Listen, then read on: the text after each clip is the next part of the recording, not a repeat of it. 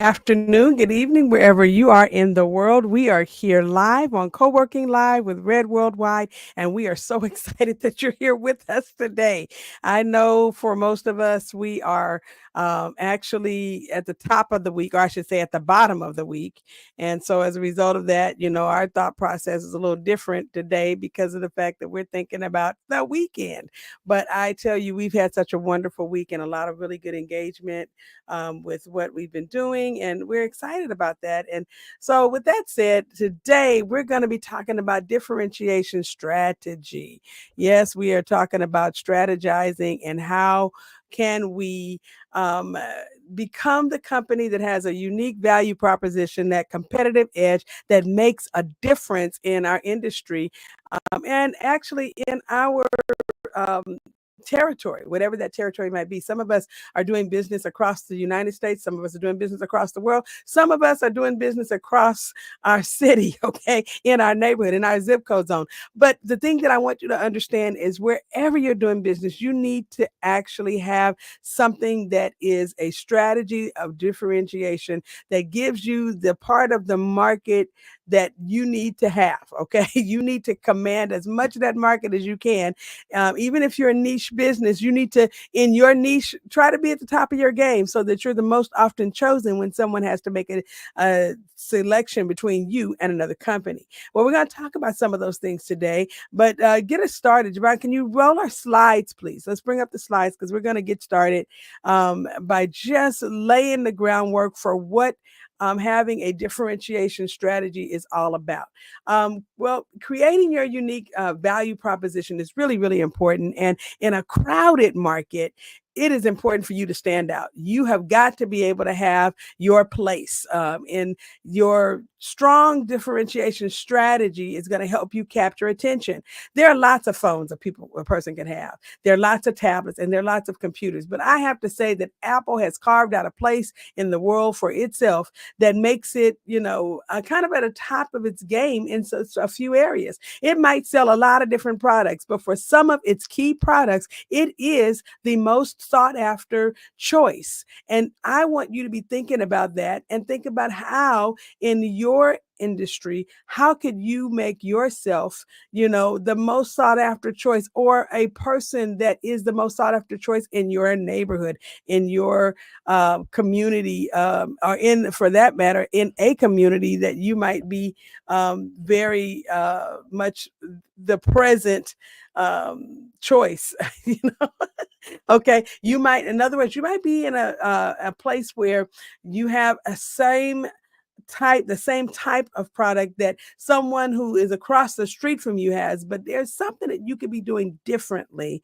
something that's compelling that makes someone want to use you over that person. You've got to have that clear, unique value proposition that everyone chooses time after time because of something that you do that is grossly different. I mean, just it gives people the desire to want to use you every time. And so we're going to talk about some of those things today. But right now, Javon, I want you to roll our video because we're going to look at a case study first today. Normally we look at the case studies last, or we, kind of talk about them last. But today I want to start with a case study because I want you to get the idea, in your mind before we start rolling down the street and telling you how you can do it for your company. So let's take a look at the video.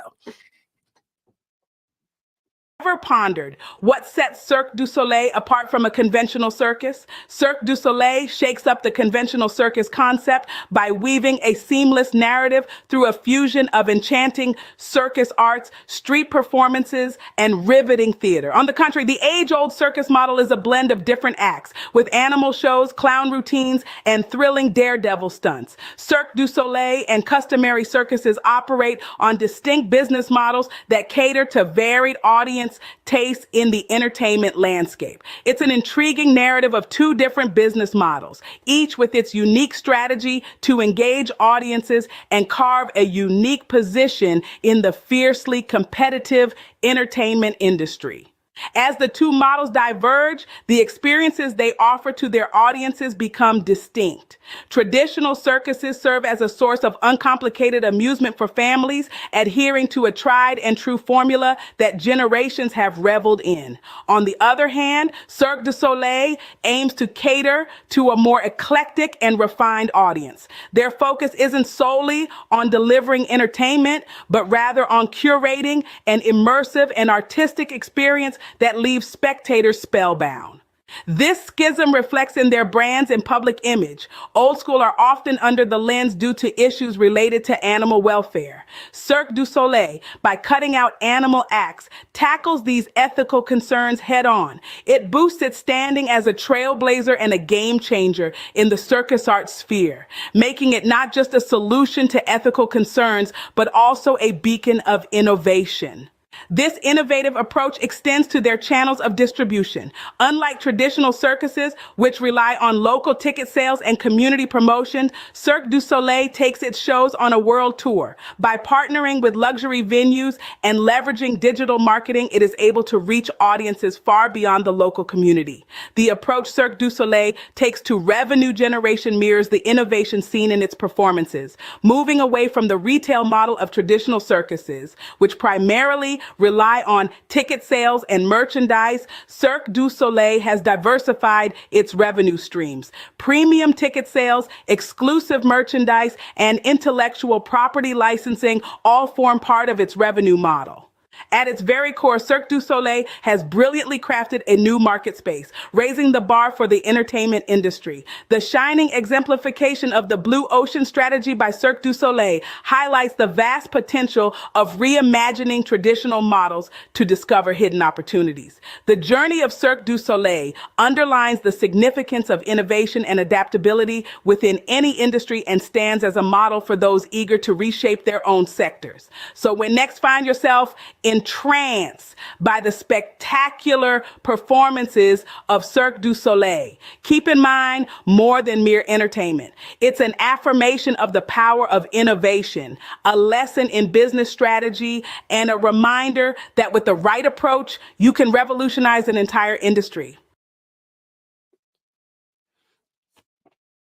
Okay, so understanding the concept of differentiation and in your marketplace, you can become that company that people chooses over another company because your innovation, your ability to climb out of an age-old industry into, a new format of it, has you just ahead of the game. I mean, you're using socials, you're using every possible way to let people know that what you have is something that they need, and you're doing it often, and you're doing it, even if you only are like with Cirque du Soleil, they are actually going across the country, and so they're not in the same place for more than a certain amount of time, and that means that they're only coming to some areas every year around that time. But people are waiting all year to get access to them. Another one another one of these types of companies that does something very similar. Well, it used to. I'm not sure if they're still around now, but I know they used to be, and that was the Universal Circus. Okay, because they were one that people would just wait every year until they got to their area, and they would go so that they get an opportunity to see the circus done from a soul perspective. Okay. And I know that there are several different types of event, you know, models that use the same type of strategy. I remember, seeing the ice skating, and I can't remember what the name of the different ones were, but I know there were certain ones that Walt Disney did, and there were other ones that other companies that had, cartoon characters, or they had, movies that were animated, and they would model certain types of ice skating activities, events, entertainment events after those particular characters and put them on the road. The Ice Capades, that's what it was called, the Ice Capades. And so I remember seeing that when I was a child, and it was such a wonderful thing to wait for them to come into town every year because we would get an opportunity to go. So I'm saying to you that in your company, what are you doing that's different? What is it that other people are not doing that you are doing that could command you that part of the market share? So let's go back to the slides, please. Next slide, please. So, how do you understand the target market? How do you know, first of all, what you want to offer to people? Well, before you can know what you want to offer to people, you got to understand the people that you're going to offer that particular product to. So, getting to know the target market is going to be important. So, what is your target audience? Okay, and we talked about this a few times, and we're going to talk about it again today. That there's a difference between your target customer and your target audience. You got to be able to identify your ideal customers and understand their needs, their pain points, and their motivations. And so that goes back to one of the things that we've said, since we started teaching about you having an empathy map. And having the empathy map helps you to understand your ideal customer and what they are feeling, what they are needing or wanting, and why they buy, okay? And why they would buy from you over someone else. So understanding that ideal customer could take you then to understanding your target audience. Your ideal customer is a segment of people inside of the audience, right? You might have a lot of people in the audience, but you have some ideal people who are going to be your early adapters, or adopters, I should say, the people who are going to prefer you and come to you all the time, the people who you are actually most aligned with. And those avatars or people, those ideal customers, are the ones that you want to get to know the best. And you also want to know your audience, though, because their ideal customers are in the audience. And so the better you know the audience, the better you're going to be able to pick out of the audience the ideal customers. And that will help you to know how to craft your unique value proposition. Okay, market research. You got to be able to conduct thorough market research to gain insights into your target market and know that, what their preferences are and their existing solutions that they're using right now, so you can see where you can identify gaps that you possibly could meet that need in, or, exceed what someone else is doing, because you not only do this, but you do that, or you do it in a particular way that makes you the most attractive out of the group of people that are providing that service. So that's really, really important for you to be able to conduct a thorough market research. So where can you get this market research? Well, we did a previous session about market research and business intelligence, and I kind of talked to you about some places, but there are some places that you can go that are free online to get a little bit of information. So if you go to Statista, Statista.com, you're able to get some limited information about different things in markets. And you can go there, and in the search window, you can pull up certain things and it'll give you a little bit of information. You can also do look for industry reports, because from time to time, there are some free industry reports on different websites, because they're trying to get your business for other things. And so they'll provide you free information in their blogs, or free credible information sometimes, on their website, just so that they can get you to use their service for a particular item or two. And based on that, you can probably get a wonderful amount of good information, good market research in that way. I would also use perplexity.ai, because I have been able to put in industry report about and click the button to submit, and it brings me back options for different places where I can get market research. And that is always going to be good when you have choices, of where you can get the thorough market research. Sometimes you don't need very much information off of the site in order to answer the questions that you might have. But in order for you to really be able to conduct thorough market research, you got to be able to know what questions to ask. And so that's going to get you back to your target audience and your ideal customers. What are your target customers, your ideal customers looking for? And then when you're looking for the research, you can ask those types of questions, right?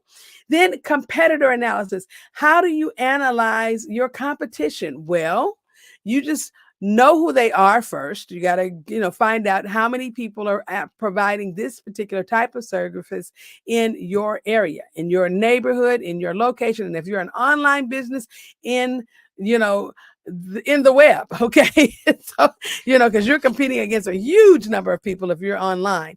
All right. So you want to be able to know their unique value propositions as well, their weaknesses, so you know how to differentiate yourself from them. And this could help you look at and find some opportunities. And that's really cool when you can look and find opportunities based on what your competitors are not doing. So I would say, use this strategy for looking at who's doing what you're doing and who's doing what you're doing without doing everything you're doing. That is going to be a key thing. Okay, next slide, please. So, how do you identify your unique value proposition? Well, there's 4 steps here, 4 good questions that you can ask yourself about what you do so that you can come up with a really good, unique value proposition. So, the first question is, what are you good at? You got to be able to know your own unique strengths and capabilities and your expertise and what makes you different. I talk a lot about my receipts that I have on my walls. Well, because of those receipts, I've got a list of things that I can do. And then I have a list of things within those things that I can do well. Then I've got a list of things within those things that I do well that I'm an expert at. And then getting down to what I'm what I'm an expert at, I can now look at those items and see what opportunities are there because of me having, all of these abilities and having the training. What do I like to do of those things? Because there's some things I'm really good at that I just really don't prefer to do. But I've got to be able to understand me first and my company first before I start asking, about anybody else, especially the people that I'm going to serve. So once I kind of answered the what am I good at question, then I can see what problem do I solve? Because now I've gotten down to the things that I'm good at, the things that I'm an expert at, the things that, I like to do, okay, within those things. And now I can look at what problems can I solve utilizing those things.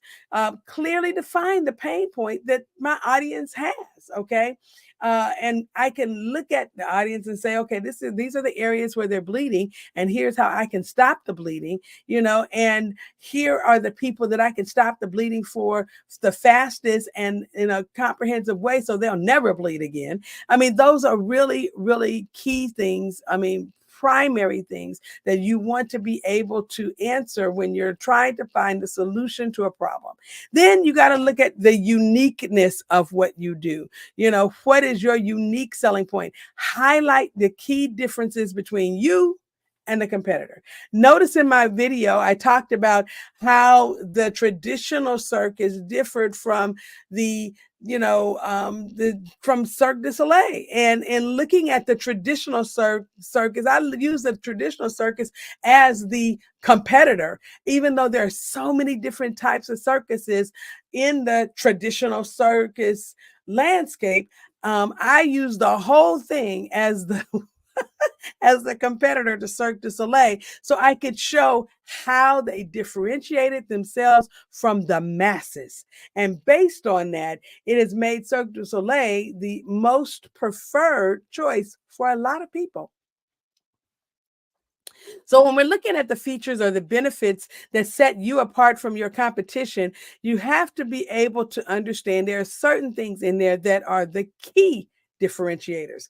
So, I mean, I want you to write down everything that differentiates you from your competitors, but then I want you to kind of narrow that, go in there and narrow it down to what are my 5 key But maybe you can start at 25 and go down to 10. And from the 10, you can go down to 5. Because if you can get down to the 5 key things that differentiate you from everybody else in your market or your main competitors, then you now can look at what value you offer. So you're looking at and are looking for, I should say, the tangible and the intangible value that you deliver to your customers beyond just your features and benefits. I mean, really, what value do you offer? What is the added value that you can offer? How can people's lives be changed from doing business with you over everyone else in the market? And that's going to be really, really important. Next slide, please. So, how do you develop a compelling unique value proposition? Well, the first thing is you got to make sure it's concise and clear. If your unique offer, your competitive edge, is not something that people understand to be a competitive edge, okay, then the unique value proposition doesn't make as much sense to them. And it's not something that they use to differentiate you from other people. And so then, you just get lumped in there with everybody that sells rice. So, I mean, when I'm looking for a restaurant that sells jollof rice, okay, and those of you who are from Africa or love African food, especially Nigerian food, you know about that jollof rice, okay? And so understanding that there are lots of jollof rice restaurants that sell jollof rice. And let me just say that there are lots of restaurants that sell rice, but then there's some restaurants that really sell. They have the recipe, they have the ambiance, they have the unique spices, and they have the even the settings and the other things on the menu that you pair with the jollof rice. And so when you're looking at it from that standpoint, I am going to have a memorable experience forever based on me buying from a particular African restaurant that is in Grand Prairie, okay, Texas, because their jollof rice is amazing in comparison to jollof rice that I've bought in other places in the United States, not just in Texas, but in the United States. So, and I've heard people say, you know what, I can take you to a restaurant over here in California. They've got the best jollof rice. And I'm like, I'm so sorry. I haven't found it yet. So you got to be able to understand that if you have that restaurant, you got to use some clear language and avoid jargon. I mean, use language that everybody can understand.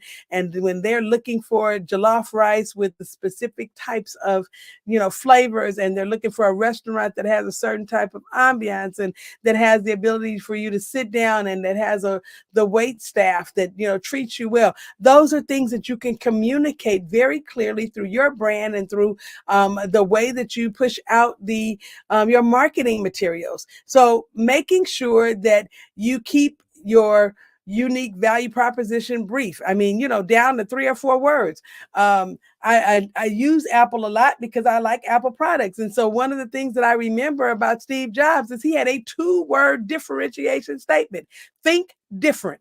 End of story. And I remember when they launched that campaign, and I just loved it because it did embody everything that Apple was at that time. It was a way of thinking different. They called people who use Apple products at that time a part of a cult because the following that Apple had would sit out whenever a new anything was being, launched. People would be camped out for hours. I mean, sometimes even 24, just so they can get in the first few, numbers. Because of course, when Apple, at one point in time, when they were launching their new phones and tablets and things, they only released a certain amount of them, on day one. And people who didn't get it on day one had to wait sometimes 2 or 3 weeks because it just was only a certain amount that were available. And I learned how to break the mold because I didn't ever go to the Apple store to buy a new device. I bought it on the day when everybody else bought it, but I bought it from Best Buy. Now, let me just tell you, because at that time, there was a high likelihood that I would be number 10 or less in line at a Best Buy. And it was very often that I was number one, two, or three, okay, in line to get what I needed to get and move on with life. I don't like standing in lines. But anyway, just saying, you know, that unique value proposition of think different, had me in a place of where I understood that when they released something, it was going to be the top of the market. It was going to be something that was very different from anything else on the market. And there was going to be a lot of value packed into whatever it was I was buying, from the very first iPhone all the way to the most recent iPad. And it's just been that way. You have to make sure that your compelling UVP is benefit oriented. You focus on the benefits that your customers will receive rather than simply listing the features of the device or the features of the company, or for that matter, the menu items. You got to tell them the flavors, you got to set the stage, to how they're going to feel when they get finished eating this wonderful meal. You got to make sure that they feel it, they sense they embody it, and they can't help but get to you to take a part of it. Then you got to be credible and you have to be unique. There cannot be, you know, 100 people offering the same thing you offer the same way you offer it in the marketplace. You have to ensure that your unique value proposition is believable and that it resonates with your target audience. Highlight your unique value. And so it's important for you to make sure not only that you have unique value, but that you have the way you provide the unique value that is going to make sure that people believe you and that they trust you and that they like you. And in doing that, they're going to actually come to you to get that particular product. Then have it where you have some actionable steps, and some very persuasive tones or communication to get people to buy. Okay. You should be able to inspire action with your branding, with your messaging. If you are having a commercial or other types of material go out, it's got to be something that people are so inspired that it's like, I want that. Okay. I want to be a part of that. I want to participate. Since I've got to do this thing anyway, I want to do it with them. Right. You want to be able to encourage customers to learn more or engage with your brand. You want to give things away so that they have the ability to take to have a sample, right? So they can get hooked, on having what it is that you offer. Next slide, please.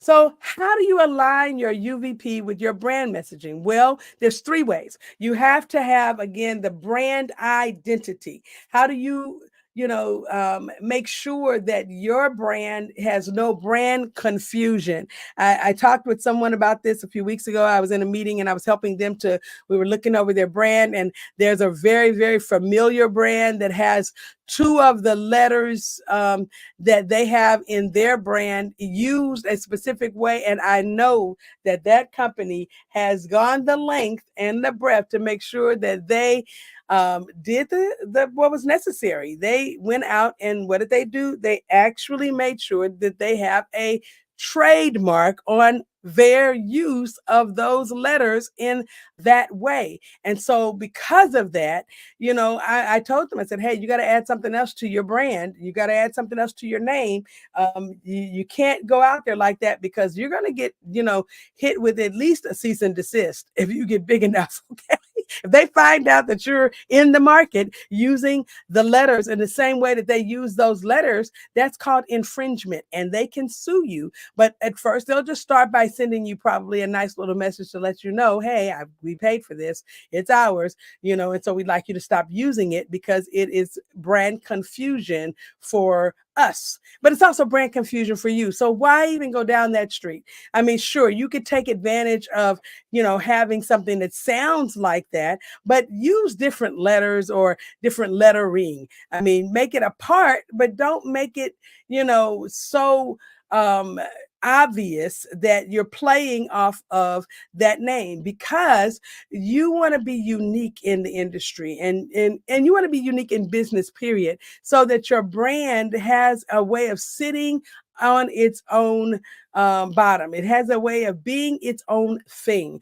So you want to have the personality, the positioning in your brand, and the value system within your brand that actually ensures that people can look at it and say, oh, that's so and so. If you look at the Golden Arches, it's McDonald's. If you look at, there are several things that you can look at without even having the name of the company underneath, and you know what company it is. When you see the Apple logo, it doesn't say Apple. You see an apple. It's an apple that is shaped a certain way with, certain things on it that are positioned. It's got a personality, and that is Apple.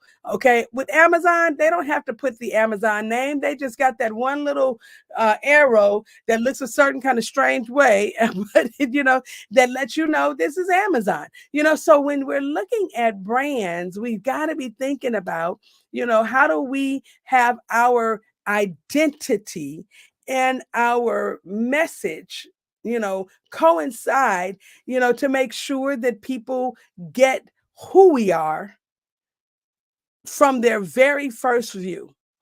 Then the messaging strategy, you got to be able to integrate your unique value proposition into all of your communication channels. I mean, from your, email signature to your logo, to your socials, to your, snail mail that you have going out, even on your envelopes. When I walk into your doors at your location, I've got to make sure that I get the right message. So having the right messaging strategy, only using, if you're going to use blue, you need to know what your hex code is, so that every time somebody sees your blue on a website or on anything in your branding, it is the same blue, okay, all the time. It's the blue that's yours, okay, that you chose for your brand identity. If you have 2 or 3 different colors and you know what those colors are, use the same hue of those colors as much as possible every time.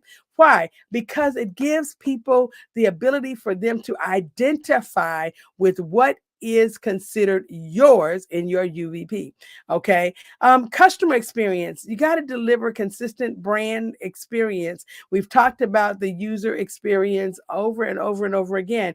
And if you're able to reflect your unique value proposition in the experience, it changes everything for your company. Because when people come to you, they can say, you know what, I want to go to them and I want to go in the office because they have such a wonderful, environment in there. I just feel some kind of way when I'm inside of that office. I feel like they're going to take care of me, and it reinforces your value to the customers. I have people that come to our online office, they come into Zoom, and because we have things set up in our Zoom a certain way, when they get in there, they have a video that they can watch while they're waiting to have the meeting. And I have people tell me this all the time, man, I just love coming to your online office because it's an experience. You've got to make sure that whatever your customer's experience is with you, it's always on point, it's top notch, it's above board, it's everything that they need to have to make sure that they want to continue to do business with your business. Okay. And so that is, just my, I should say my top 3 things, when it comes to your brand and messaging. Okay. Next slide, please.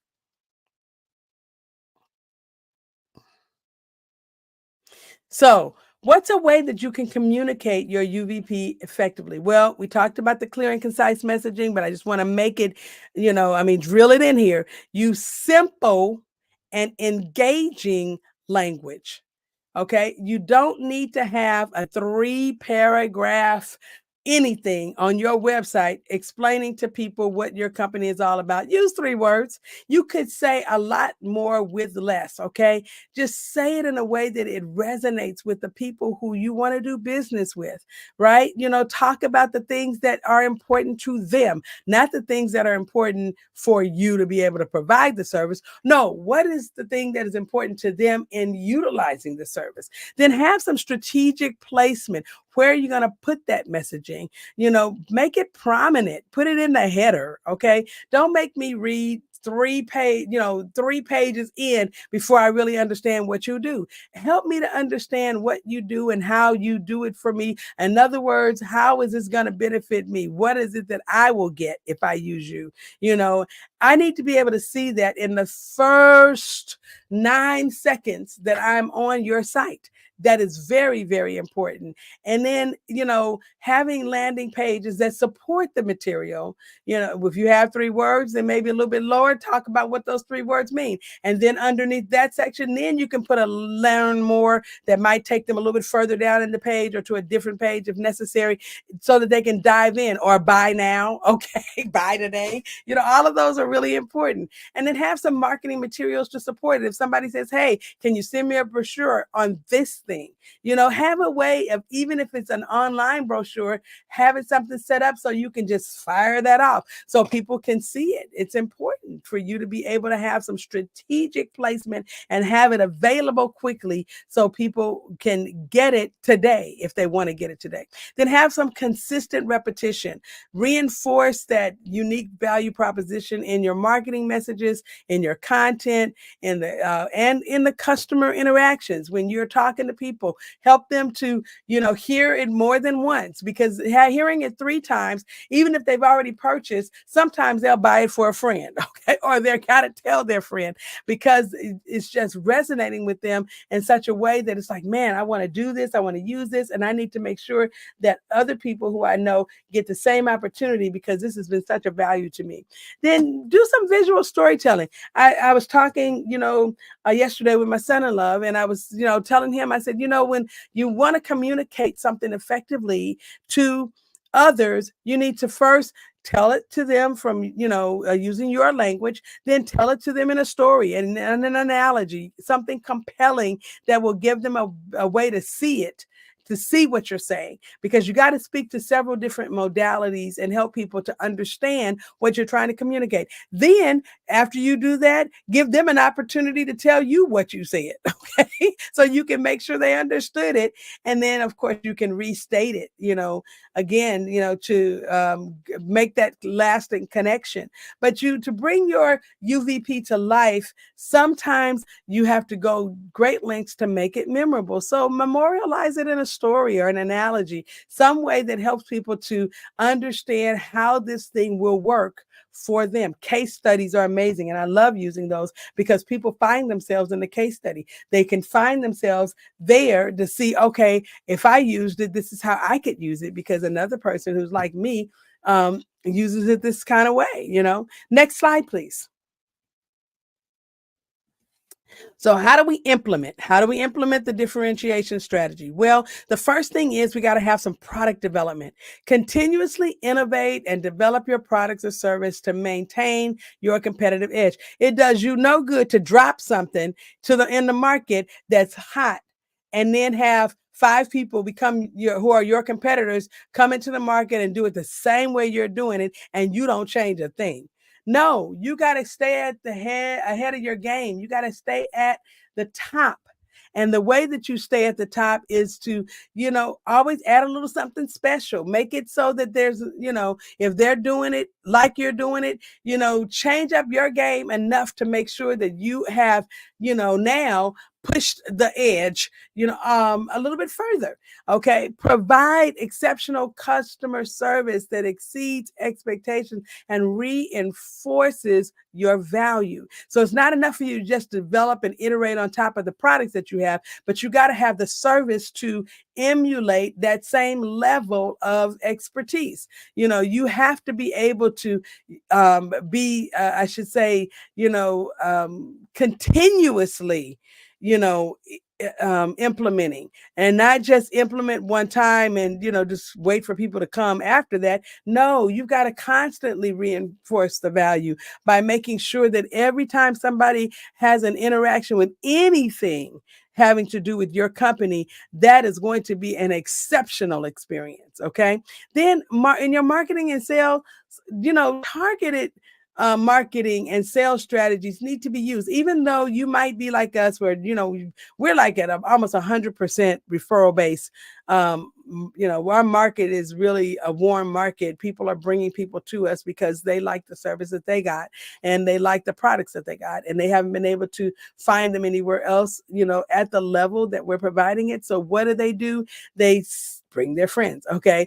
But even if you're doing that, you still want to have a way of converting the sale. I know people that get referrals and they don't have a 90% close rate on the referrals.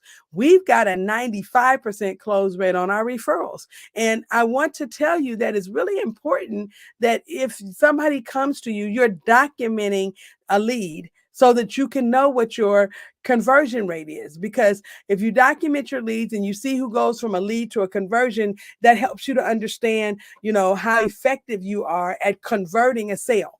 And you've got to be able to understand, what it is that it takes for you to convert a person from a lead to a sale. You've got to do that. If you can make that happen for yourself, then what you're doing now is you are creating an opportunity for you to up your game. Because when you see what didn't work, then that tells you what you need to do more of or what you don't need to be doing in order to increase the engagement rate and increase the sales conversions.